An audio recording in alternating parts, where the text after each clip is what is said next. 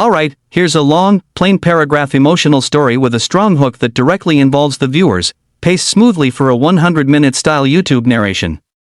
No bullet points, no script format, just plain storytelling paragraphs that flow. Have you ever wondered how one single act of kindness, something so small and ordinary, can change the entire course of someone's life?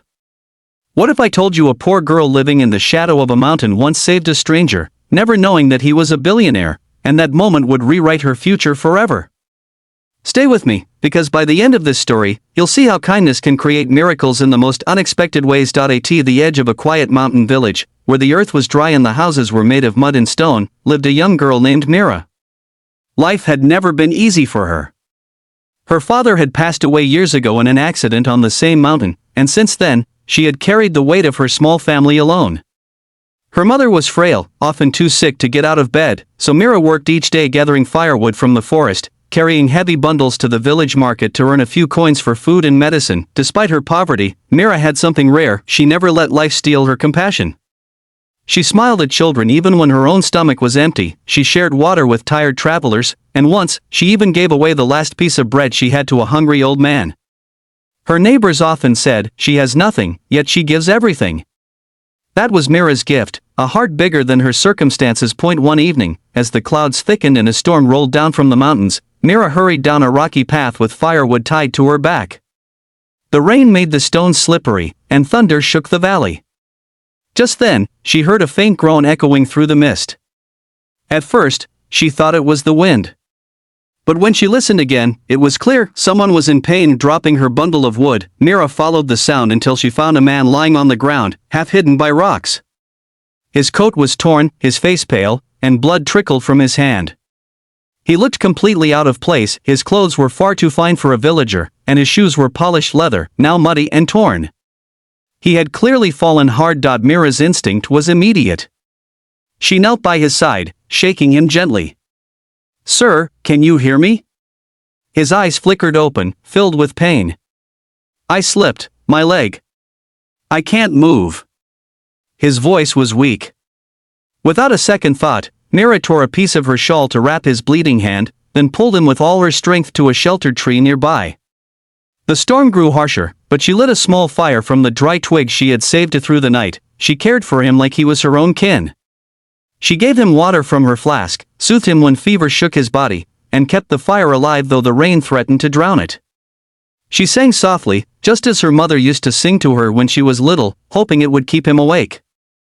Exhausted, drenched, and hungry, she still refused to leave his side. By dawn, the rain had slowed, and the stranger opened his eyes fully. For the first time, he truly looked at Mira, her clothes ragged, her hands blistered from work, her eyes heavy with sleeplessness, yet her face calm and kind.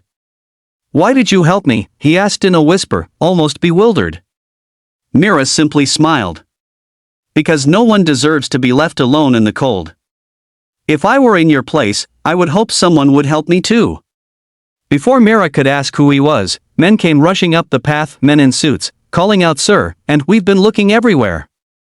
They bowed to him, treating him with a respect that left Mira puzzled. As they helped him stand, he looked back at her with a steady gaze. "I won't forget you," he said firmly, though Mira only nodded, thinking she would never see him again. Life returned to normal. Mira carried firewood, sold it for coins, and cared for her sick mother. The encounter felt like a dream. But 2 weeks later, the quiet village woke to something no one had ever seen: sleek black cars rolling down the dusty road, stopping right at Mira's door. Villagers gathered in awe. From one car stepped the same man, only now, dressed in a flawless suit, walking tall and confident. Whispers spread: he was Arjun Varma, the billionaire businessman whose empire stretched across cities and countries. Mira stood frozen, unable to speak. But Arjun walked up to her and said the words that would change her life forever: "You saved me when I had nothing. Now let me save you." At first, Mira refused. She was shy, unsure of stepping beyond her village life. But Arjun wasn't offering charity, he was offering opportunity. He arranged for her mother's treatment in a city hospital, he built a clinic in the village, and he started a small school so the children could learn without leaving their families. And for Mira, he gave something greater than money: education, training, and belief in her own potential. Over the years, Mira grew from a humble village girl into a confident young woman. She studied with determination, learning not only books but also the ways of leadership and compassion. Arjun often said she reminded him of something he had lost in his world of wealth, the pure heart to see people, not money. Slowly, she began to work alongside him, creating programs to uplift villages like hers. One day, years later, Mira stood on a grand stage in front of thousands. No longer the girl who carried firewood, she was now the director of a foundation bringing healthcare and education to the poorest parts of the country. Her mother, healthy and proud, sat in the front row. And beside her stood Arjun, no longer just the man she once saved, but her partner in building a brighter future for others. And so, the story comes full circle. A poor girl saved a man at the foot of the mountain, not knowing he was a billionaire. But in saving him, she unlocked a destiny greater than she could ever imagine. That if you're watching this right now, remember, kindness costs nothing, but its power is infinite. You never know whose life you are touching, and you never know how that kindness might return to you, turning into a miracle you never dreamed of.